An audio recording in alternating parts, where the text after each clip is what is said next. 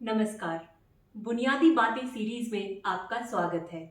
इस सीरीज में हम दुनिया भर की बातें करेंगे, साइंस की, हिस्ट्री की, सोसाइटी की, लेकिन हमेशा करेंगे बुनियादी बातें। ये हमारा पहला एपिसोड है, तो शुरुआत के इस एपिसोड में बात करते हैं शुरुआत की। आज का हमारा टॉपिक है इवोल्यूशन। इवोल्यूशन के आइडिया की स्थिति बड़ी मजेदार है हमारे समाज में। पाश्चात्य देशों में जहां कई सदियों से मेन स्ट्रीम रिलीजन क्रिश्चियनिटी रहा है, इवोल्यूशन और रिलीजन में सामंजस्य बैठाना मुश्किल ही नहीं, नामुमकिन लगता है। इसकी वजह यह है कि बाइबल में दुनिया की शुरुआत कैसे हुई, इसकी एक बहुत ही नीट एंड क्लीन कहानी है। और मेन स्ट्रीम क्रिश्चियनिटी ये मानती है कि वह कहानी अक्षरशः सच है। तो इसलिए वो यह नहीं कह सकते कि इवोल्यूशन सच है, लेकिन बाइबल भी गलत नहीं है क्योंकि उसकी कहानी सांकेतिक या सिंबॉलिक है। इसलिए बड़ी तकलीफ है वहां रिलीजन और इवोल्यूशन को साथ लाने में।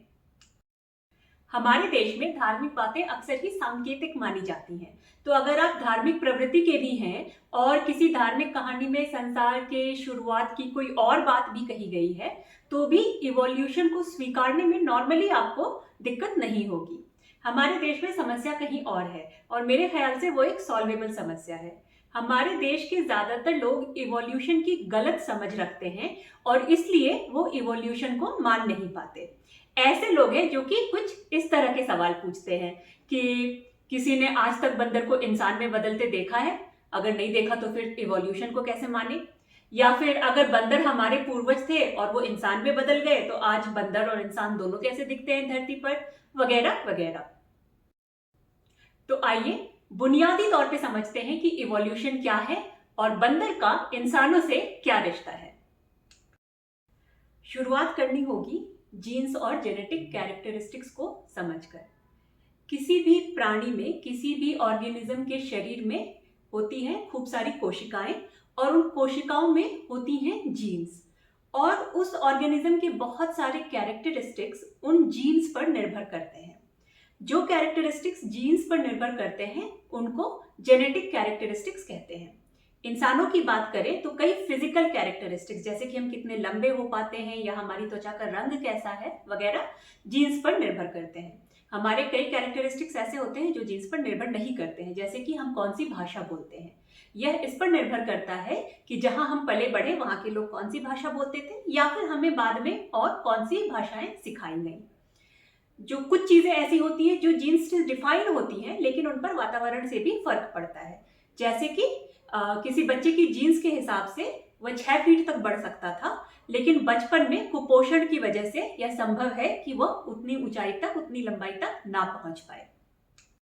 मोटे तौर पे हमारी या किसी भी ऑर्गेनिज्म की जो कैरेक्टरिस्टिक्स जीन्स पर निर्भर करती हैं वो जेनेटिक कैरेक्टरिस्टिक्स होती हैं और ऐसी कैरेक्टरिस्टिक्स पीढ़ी दर पीढ़ी पास हो सकती हैं। इसलिए अगर माँ बाप लंबे हों तो बच्चे प्रायः लंबे होते हैं। जो कैरेक्टरिस्टिक्स जीन्स पर निर्भर नहीं करती हैं, जो हमें अपने वातावरण से मिलती हैं, वो अक्वायर्ड कैरेक्टरिस्टिक्स होती हैं। वो पीढ़ी दर पीढ़ी पास नहीं होती। अगर आपने अंग्रेजी बोलनी सीख ली है तो इसका मतलब यह नहीं कि आपके बच्चों को अंग्रेजी बोलनी अपने आप आ जाएगी, उन्हें भी खुद सीखना पड़ेगा। तो जेनेटिक कैरेक्टरिस्टिक्स और अक्वायर्ड कैरेक्टरिस्टिक्स, इनका फर्क ध्यान में रखें। इवोल्यूशन समझने के लिए यह बहुत महत्वपूर्ण है। दूसरी जो चीज समझनी जरूरी है वो है जीन में परिवर्तन, यानी जीन म्यूटेशन।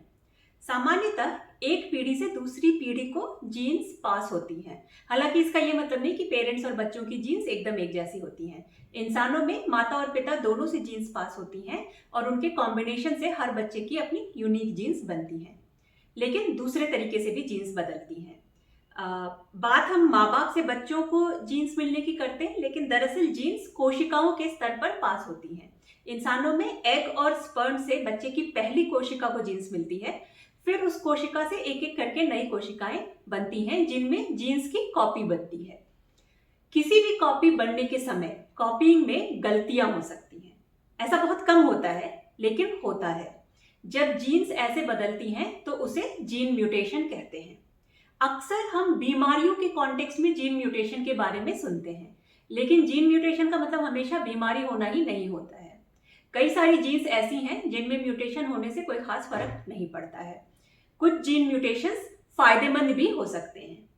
तो जीन म्यूटेशन के साथ अब देखते हैं इवोल्यूशन का बेसिक मैकेनिज्म। एक पीढ़ी से दूसरी पीढ़ी में कभी कभी चांस से कोई जीन म्यूटेट कर जाती है।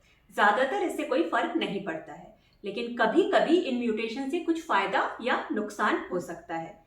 जैसे कि मान लीजिए हम किसी ऐसे जानवर की बात कर रहे हैं जिसे किसी शिकारी जानवर से बचने की जरूरत होती है।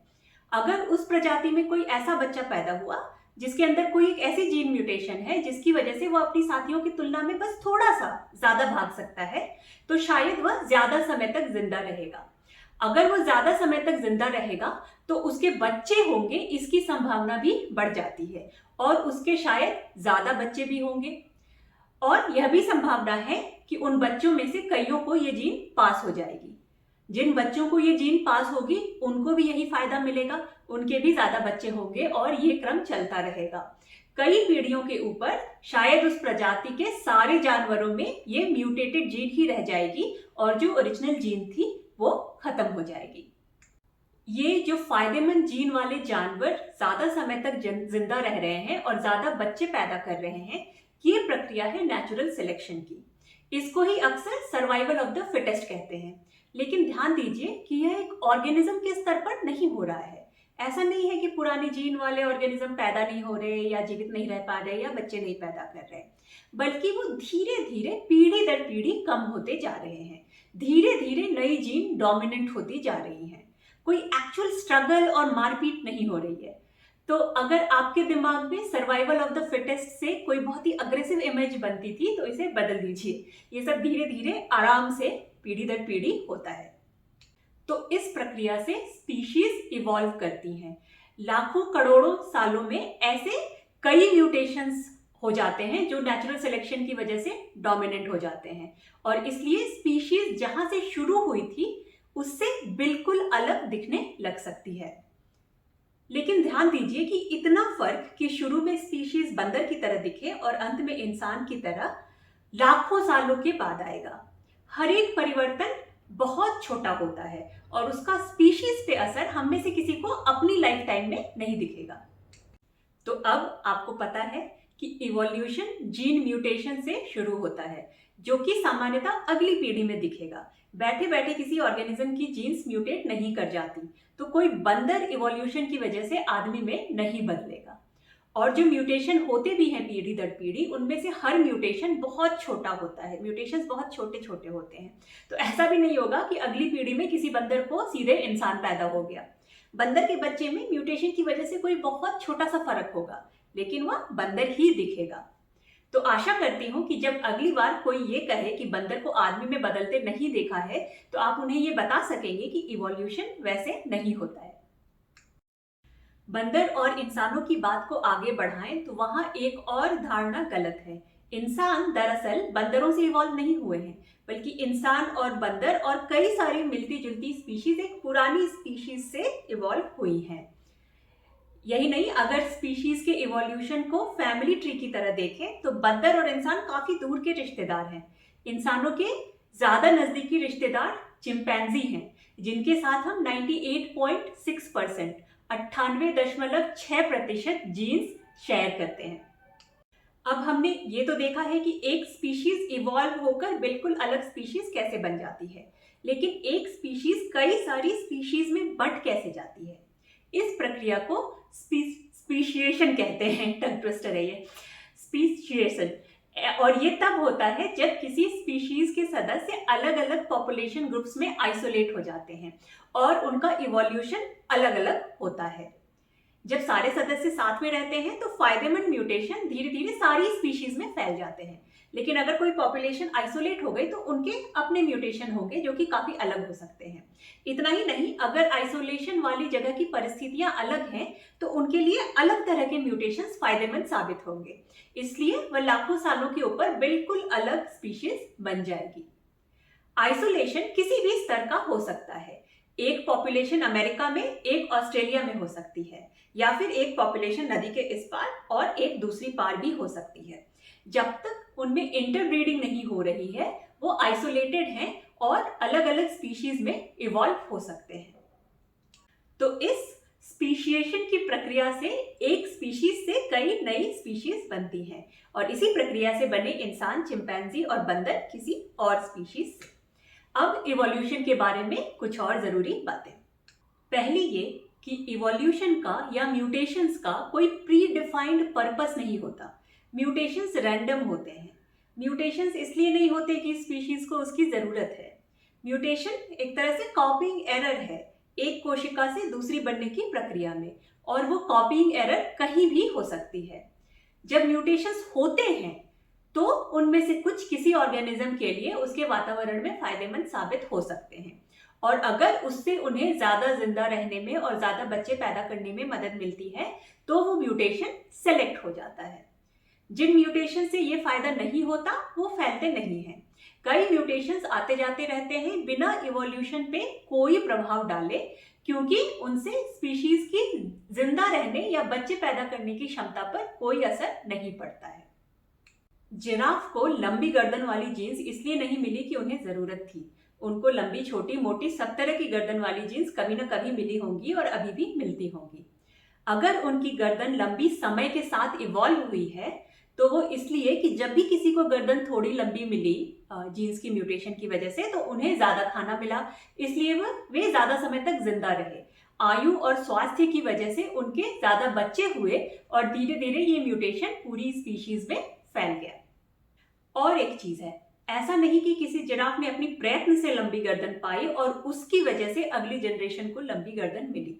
अगर किसी जिराफ ने गर्दन स्ट्रेच कर करके अपनी गर्दन लंबी की तो वह एक एक्वायर्ड कैरेक्टरिस्टिक्स है। आपको याद होगा शुरुआत में हमने जेनेटिक और एक्वायर्ड कैरेक्टरिस्टिक्स की बात की थी। अगर स्ट्रेच करके गर्दन लंबी की गई है तो वो एक जेनेटिक कैरेक्टरिस्टिक नहीं है। बच्चों को सिर्फ जीन्स पास हो सकती हैं। आपकी सीखी हुई अंग्रेजी की जानकारी या आपकी एक्सरसाइज से बनाई हुई मसल्स या जिराफ की एक्सरसाइज से बढ़ाई हुई गर्दन बच्चों को पास नहीं हो सकती है। आपके प्रयत्नों से बहुत कुछ हासिल हो सकता है, आपके लिए भी और आपके बच्चों के लिए भी, लेकिन इवोल्यूशन में उसका महत्व नहीं के बराबर है। ये बात साफ कर देना जरूरी था दो वजहों से। एक वजह तो यह है कि लामार्क नाम के एक वैज्ञानिक ने यही प्रपोज किया था कि जिराफ की गर्दन स्ट्रेच कर करके लंबी हो गई है। ये सुनने में काफी सही लगता है और इसलिए कई लोगों को लगता है कि यही इवोल्यूशन है, लेकिन ऐसा नहीं है। स्ट्रेच की हुई गर्दन अब उसके बच्चों को पास नहीं होगी। दूसरी वजह इस बात को साफ करने की यह है कि कभी कभी लोग इवोल्यूशन को एक मॉरल प्रिंसिपल की तरह इस्तेमाल करते हैं, जैसे कि इवोल्यूशन के लिए अडेप्ट करना हमारी कोई नैतिक जिम्मेदारी है। इवोल्यूशन हमारी इंसानी नैतिकता के स्तर पर काम करता ही नहीं है। इवोल्यूशन दुनिया को या हमें किसी खास दिशा में ले जाने की कोशिश नहीं कर रहा है। वो हमें अच्छा या बुरा बनाने की कोशिश नहीं कर रहा है। इवोल्यूशन एक मैकेनिज्म है जो कि बस है। उसका किसी व्यक्ति से, किसी प्राणी से कोई रिश्ता, कोई दोस्ती, कोई दुश्मनी कुछ नहीं है। उसका बेसिस ही रैंडम है, मैथमेटिकली रैंडम। कोई भी जीन म्यूटेट कर सकती है और स्पीशीज के एनवायरनमेंट पे, वातावरण पर डिपेंड करता है कि वह फैलेगा या नहीं। म्यूटेशंस और उससे संबंधित कैरेक्टरिस्टिक्स पर ना तो किसी व्यक्ति का कोई वश है, ना ही वो भगवान का दिया हुआ वरदान या श्राप है। ये काम इवोल्यूशन के खिलाफ है, ऐसे वाक्य का कोई मतलब ही नहीं है। इवोल्यूशन के अनुसार या खिलाफ होने का कोई मतलब नहीं है। इवोल्यूशन कोई धर्म नहीं है, कोई रिलीजन नहीं है, कोई नियम नहीं है। इवोल्यूशन बस एक मैकेनिज्म है जो कि बस है। इसके साथ हम इस एपिसोड के अंत तक पहुंच गए हैं। इवोल्यूशन एक कॉम्प्लेक्स साइंटिफिक टॉपिक है। मैंने यहाँ पर बुनियादी चीजें सरल तरीके से कवर करने की कोशिश की है। अगर वैज्ञानिक लोग इसे देख ले तो भूल चूक माफ करें। बाकी लोग जब अगली बार कोई कहे कि बंदर को इंसान बनते नहीं देखा तो उसे जवाब जरूर दे कि क्यों नहीं देखा। धन्यवाद।